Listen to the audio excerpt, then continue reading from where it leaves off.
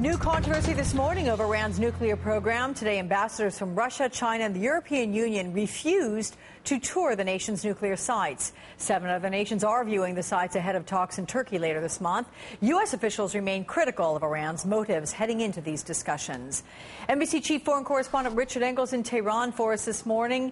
And Richard, I know there's a bit of a delay. I know you spoke with Iran's chief nuclear negotiator. Did he clear up any of the gray area surrounding the nation's motives?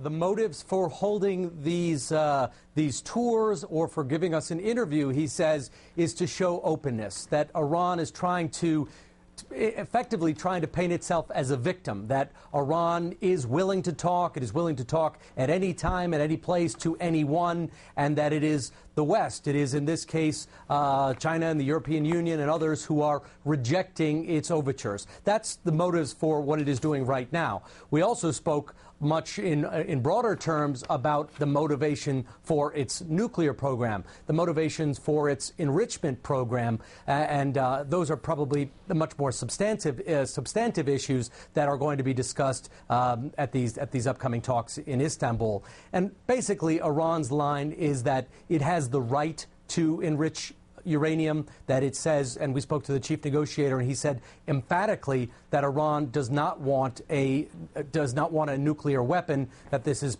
purely a peaceful program. However, many states, Israel, the United States, chief among them, are very have doubts about that and have doubts about Iran's motivations, and that is where all of this controversy lies, and why there are so many sanctions on this country, and why it's really a volatile situation. In terms of the doubts, Richard, I want to pick up on that because we're talking about the fact that Russia and China, members of the EU, have declined to participate in this tour that's being offered.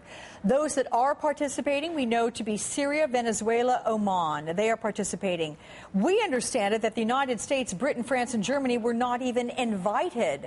So in terms of doubts, if you look at those who are participating in the tour of Natanz, this nuclear station there, facility, you know, look who's there. I mean, how much can you give credibility and legitimacy to the reports that come out of this tour? This is not an inspection. Now, Natanz is a mostly underground facility. That's where the centrifuges spin, where the uranium enrichment takes place. And there are about 8,000 centrifuges there.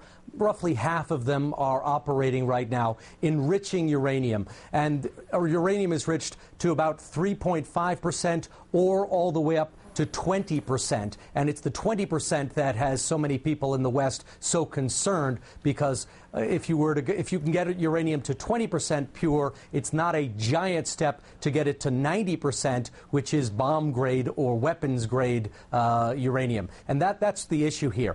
The tour that is happening now, it happened today, and it's supposed to happen tomorrow as well, is not an inspection. Natanz is already under inspections by the IAEA. This was more of a confidence-building measure, and that is what the United States and others objected to. They said that this is a PR stunt, an attempt to bring in ambassadors who really don't necessarily know what they're looking at. They're not nuclear scientists or experts, and they say that they don't want to participate in a propaganda effort. But the Natanz facility is a place that is already under inspection by the IAEA by people who know what they're doing. Okay. Well, we know you know what you're doing. Thank you for that perspective. As always, Richard Engel. Thank you.